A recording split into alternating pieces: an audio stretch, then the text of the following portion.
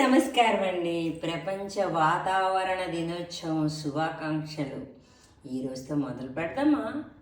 వాస్తు ప్రకారంగా ఈశాన్య మూలలో నీరు పెట్టుకుంటే అంటే ఏదో ఒక నిండు దాంతో నీరు పెట్టుకుంటే మంచిది.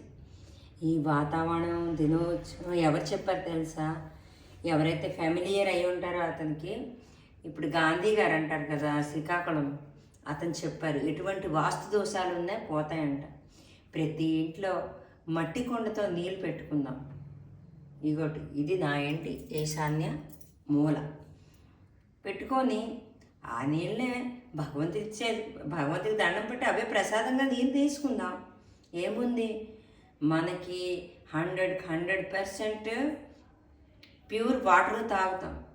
భగవంతుడి తీర్థం అనుకొని తాగుతాం. ఈరోజు ప్రపంచ వాతావరణ దినోత్సవం సందర్భంగా నాకు మార్చుకునే మార్పు ఇది. మీ అందరు కూడా నా చేతితో పాటు చేయి కలుపుతారని కోరుకుంటూ సెలవు తీసుకుంటున్నాను.